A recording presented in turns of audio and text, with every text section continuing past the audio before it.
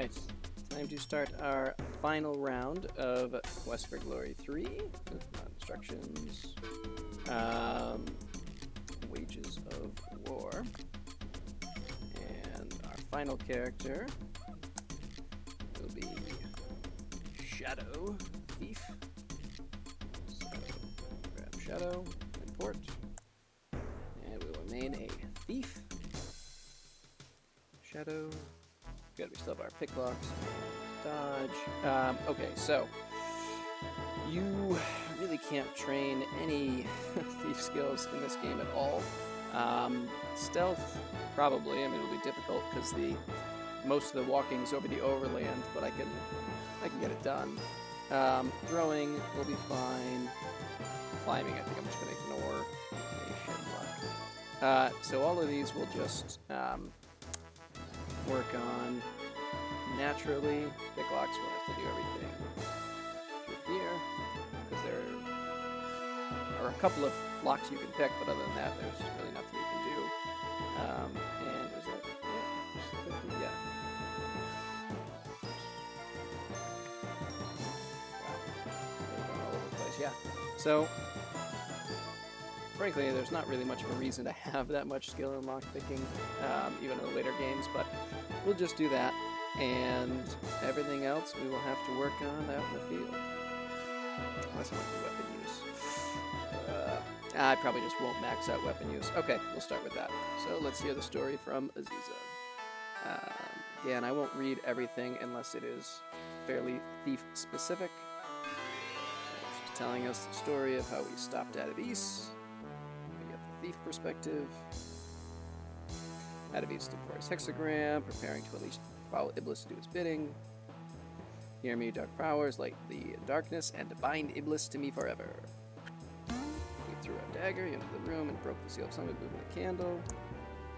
You idiots! You have destroyed my spell. Now you should be destroyed. So he dodged his spell. And then go over to the other pillar, dodge again, dodge one last time, and finally finish him off with a well-thrown dagger to the heart. You threw your last dagger at Adavis, and he fell to his doom.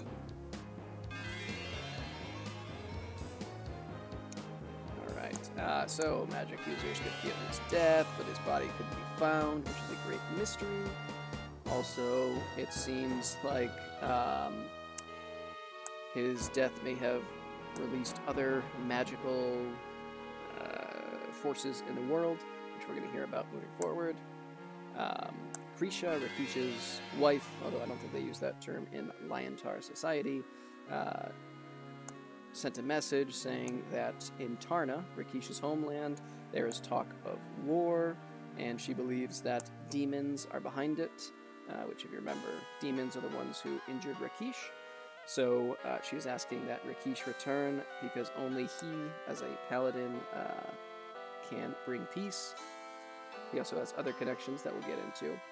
And now the Sultan, who we've known for like 3 weeks, and who just kind of decided we are his son, is saying bye to us, and that he is very, very sad. Which again, we've known him for like 3 weeks. It breaks his heart to see him leave. I don't think we ever have any dealings with him again in any of the future games that they mention. I give you a special gift. Since you have shown such skill with ropes, I give you this set of magic grapples. They will make any rope act as a magical rope and will grab and release at your command. So actually a very useful item for us. And the only character where we need to bother buying a rope. Bow and portal to Tarna. The magic in Tarna is very ritual-based, as opposed to more of the sort of spells that we've seen in the other games. It's not entirely true. There are still some spells used. The standard spells, that is. The leopard men just use kind of standard spells, but most of the magic that we'll see is more ritualistic. Rakish, it is good to see you. Yes. Uhura, nice to be back. Uhura had to go to a different land in order to have a child, because in the Simbani culture, a woman cannot be both a wife and a warrior. which Uhura clearly did not approve of. She wanted to do both, so she got her way. And we'll be polite, we'll say hi, chat, click on all the things, even though I don't really care.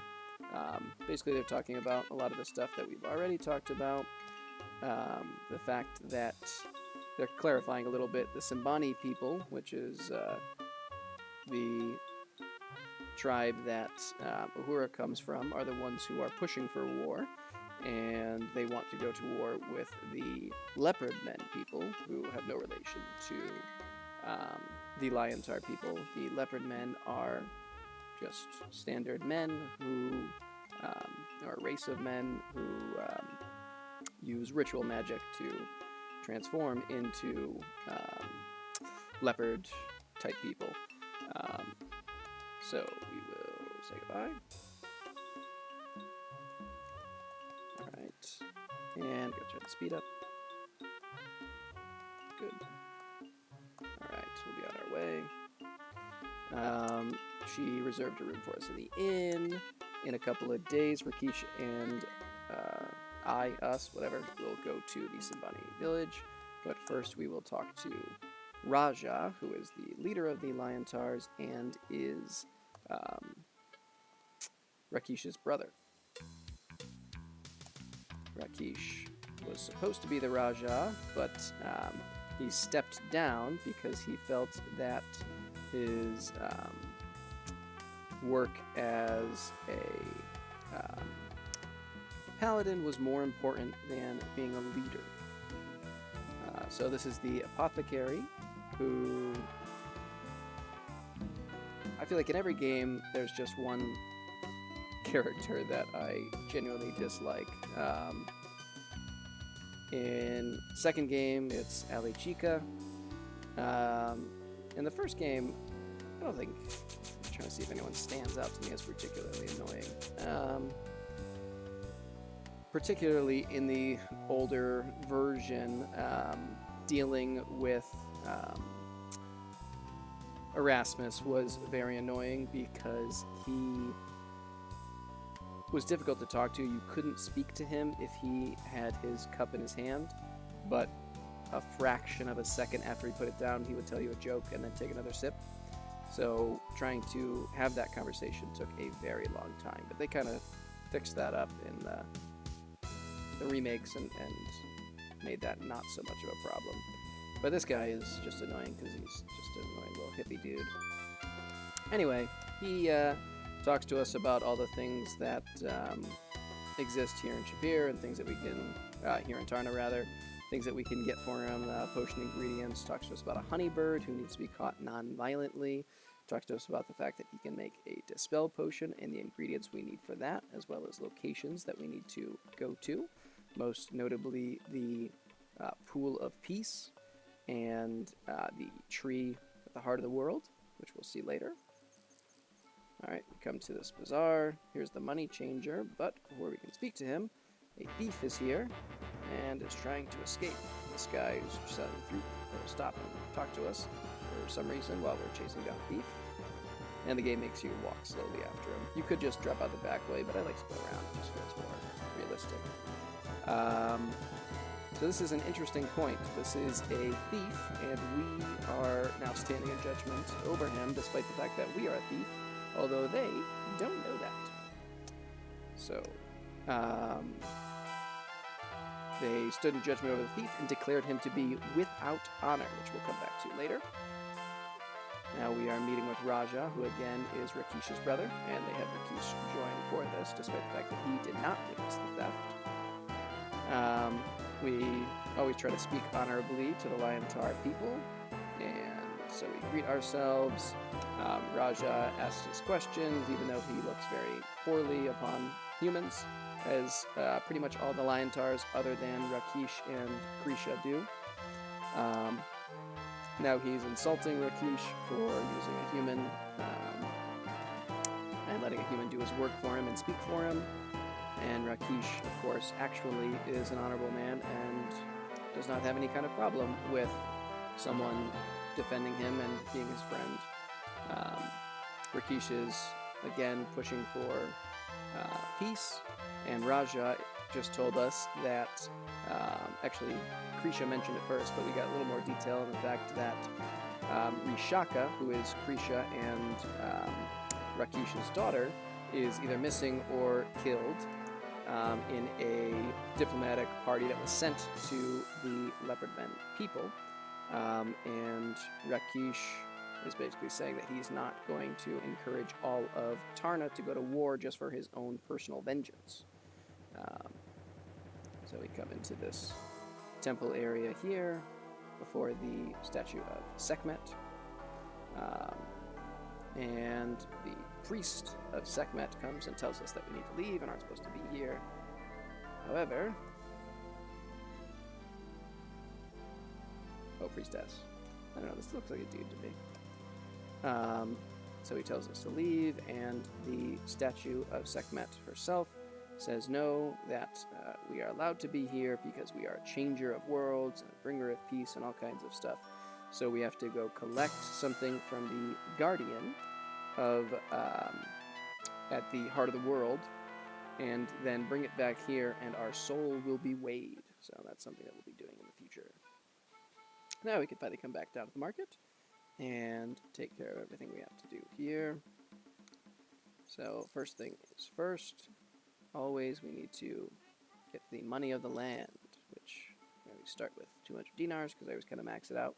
Also make note of the fact that we have our Thieves Toolkit, as well as this note from Shima, which she's sending to her cousin who lives out here in Tarna, and she has asked to deliver that, which I always found it odd that the game never mentions that in any way. They just kind of like have it sitting there, and you're just supposed to kind of discover it, I guess. So we'll take our money, we'll give it to this dude, exchange it all to royals, and I don't know if he speaks much. Oh, he does. Okay, no, it's this guy who really doesn't speak a lot.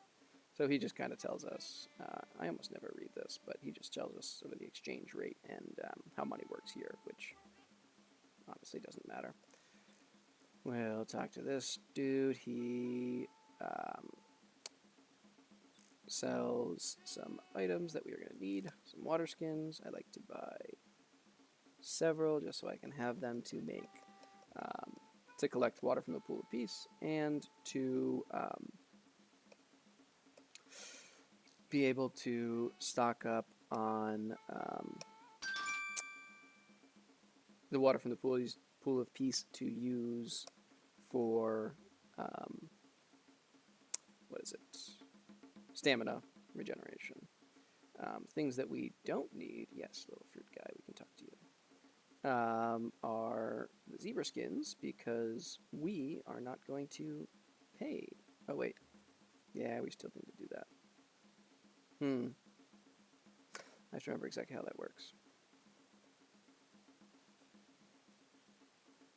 Alright, so I will buy the zebra skins just because this guy just talks about fruit. It doesn't matter. There's nothing interesting about it. I buy some because it amuses me, but I don't think it really serves much of a purpose. Actually, as a thief, it does help us in one situation.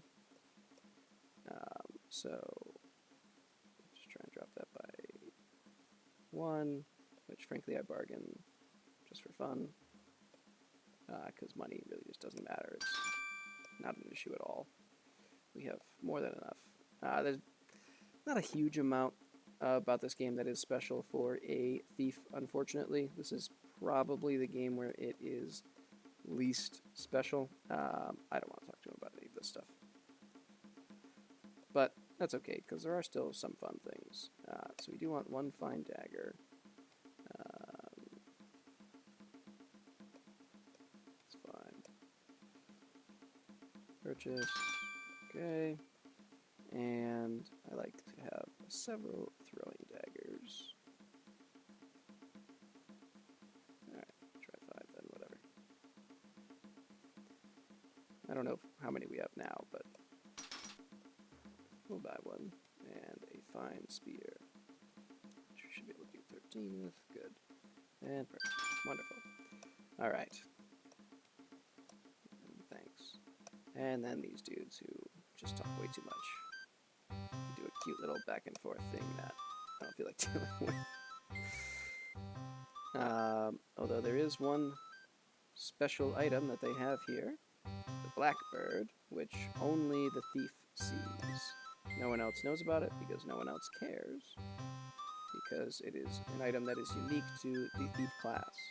We've seen it come up in the 2 previous games, and we will see it again. Moving forward, but we certainly must buy it. I'm buying it straight up. And we'll take a look at what it says. Blackbird. This blackbird brings back memories of your wonderful vacation in Razier. Wasn't there one in Spielberg too? Too bad this is just a cheap plaster imitation. Alright, so I guess this isn't the real blackbird. We also bought a tinderbox from them, which is something we need if we want to sleep out in the wilderness. This dude we're just going to buy honey from. And this guy, we'll buy oil from. The honey we need to catch the honey bird that the apothecary told us about. And for this guy, we'll make the thief sign. Put your thumb upon your nose with your hand held perpendicular to your face and fingers outspread. Then you wiggle your fingers while crossing your eyes and patting your belly, just as you were taught in the famous Adventurer's Correspondence School for Thieves. You should not make fun of your betters, Effendi. Interesting. Okay, yeah, I don't really care about anything he has to say either. So we'll buy some oil, and I'll bother bargaining here, because why not? Cool, alright. So as a thief, we actually do need oil at times. One of the only classes that actually needs it. This lady, nothing to say. She doesn't really bargain. She just sells beads, which we will purchase. Alright, and definitely the rope guy I want to show the thief sign to, but I'm going to try for this guy and see if he has anything to say. Yeah, he's not that interesting. It's fine. You feeling okay? Yeah, so it doesn't mean anything to him, and I also don't really think we need to buy any fish, but I will buy some fish as well, because why not? Alright, now this guy who sells the rope. Definitely, as a thief, we want some rope. And nothing he says is interesting. We'll say hi, because why not? And then give the thief sign. Oh, one of the brethren, eh? I am not, but when I was younger, I knew many in your profession. I was a tightrope acrobat in my youth, and many with your skills would come to have me teach them acrobatics. But Tarna is no place for brethren, so obviously you didn't want to say the word thieves. There's no guild here, and no place to sell items. Ooh, sweet little backflip onto the rope. Pretty talented. Could certainly teach someone a thing or two, I would think. Look at that. Jumping up and down on the rope. Pretty skillful. Now, I think, let's see, maybe, okay, I definitely want to buy the rope.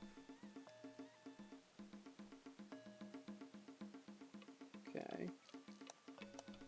Now, acrobatics. Acrobatics are simple, really. You need to train your body to move correctly. Once you have mastered that, you can jump and do tricks and amuse yourself and others.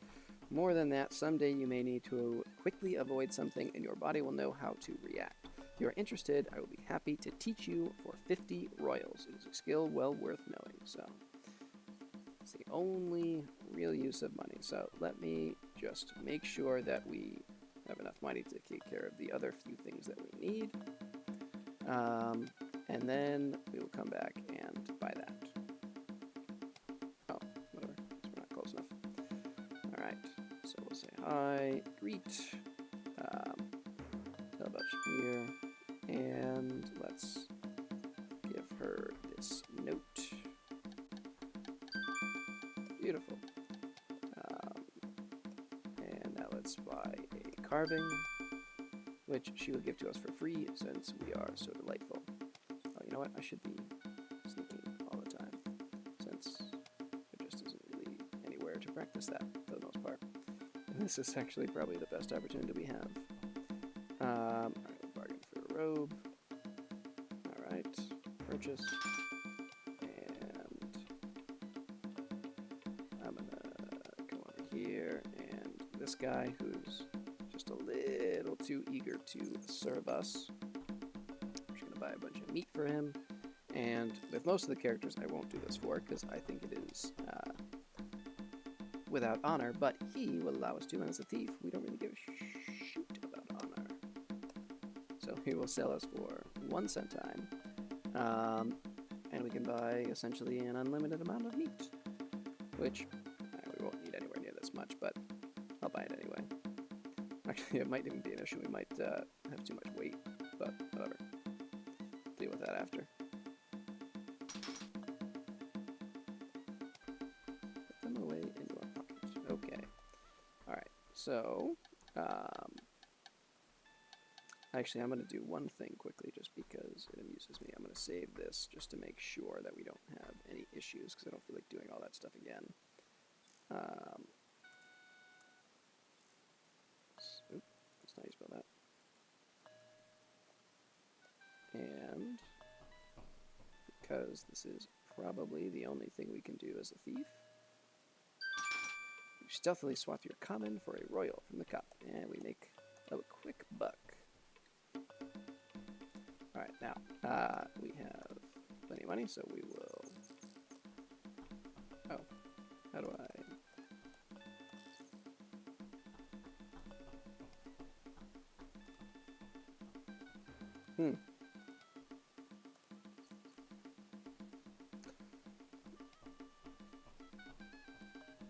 Okay, he's gonna do it. Oh, maybe we just have to do it before we leave the screen? Interesting. Never would have thought that, but okay.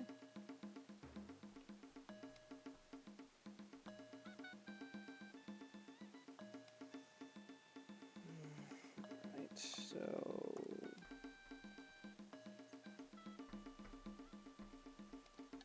Now will you teach me acrobatics? What in the world? How does this work? Train, there we go. You pay Rashid 50 royals. Rashid then shows you some flips and gives you some tips about maintaining your balance. You practice with him some, and you now have a better feeling of balance. You are a most skilled pupil. With sufficient practice, you will be a skilled acrobat. You need to practice frequently to master these skills, though. Good advice. So let's take a look. And our agility has gone up by 30 points. So just a nice little quick way to grab some agility training.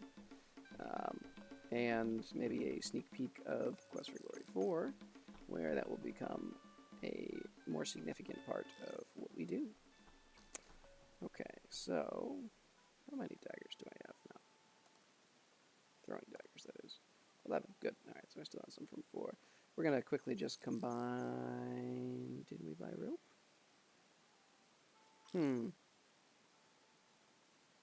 Maybe I forgot to actually buy it. Maybe I just haggled for it.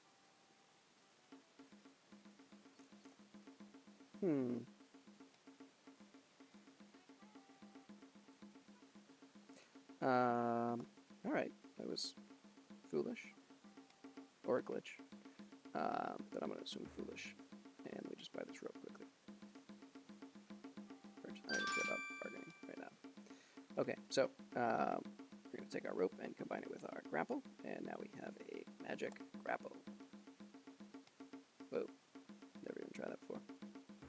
Yes, I know about your beads. It's wonderful. Proud of you.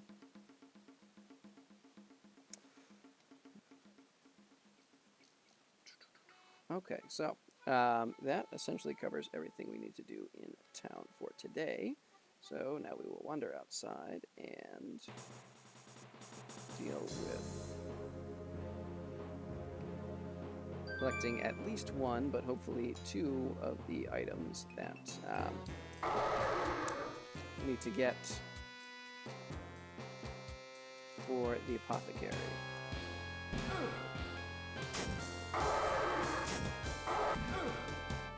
Got a little used to fighting as a fighter. Actually, pretty much every other class. Obviously does much better than the thief does in combat. Since it's not a combat-based class. But we are trained up well enough to at least be able to handle our own for now. And even though I don't think we will ever need money again, it'll be nice to restock a little bit on cash since we're just about bled out.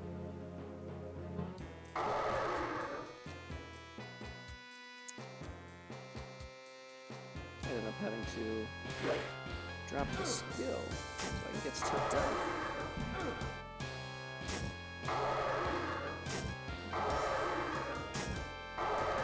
It's definitely kind of a slower combat style. I've said it numerous times, but this is, it's not horrible by any means, but this is my least favorite combat of all the games.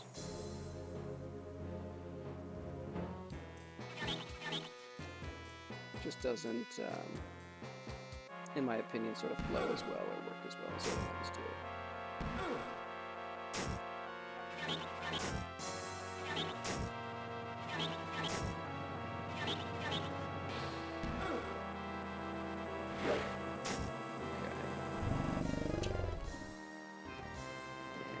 Try and get to this rock outcropping and deal with this, and then we will go to bed for the evening. So we're almost there. Beautiful. Alright, so we have these mirror bats. Big one flies, grabs a berry, flies away, and it's wonderful. Now, there are a couple of ways to deal with this. You can, I think, just use the grapple to grab one of the berries from here, but I prefer to do this way because I think it's more fun. So now again, one of the big ones grabs a berry, and then this little dude tries to copy Papa eventually. But it doesn't go quite as well. So we grab a dagger and chase away the plant, and the mirror bat goes free. And then we come back once more. And this guy is just waiting for us and has left us some treats. So we get a glowing opal, and I don't know what that's for yet, as well as some fruit, and then we wander away. So actually, I'm going to, well, what I'll do, I'll make camp. And yes, of course, make camp, go to bed, and then when we wake up in the morning, I will end this video. Because I don't want to do the whole walk with Rakesh right now. I'll save that for next time. Oh no, this guy. So this is actually kind of fun. He kind of tells you a lot about the world, and he seems to be drunk on some kind of weird, what is he, some kind of something pig. Is he an aardvark? No, he's an earth pig. But he tells us a lot about the world and the savannah and the land. So he actually is quite interesting, but not something that we want to do right now, unfortunately. And he pretty much, I think, will only appear in this part of the map. So it's very, very easy to just go through the whole game and have him never pop up. Always make sure you put out the fire before you leave. So yeah, I'm going to end things here, and we'll see you back next time. Bye. Actually, hang on. I like to show the screen before we end. Yeah, so not a lot has changed, of course. So this time, for real. We'll see you next time. Bye.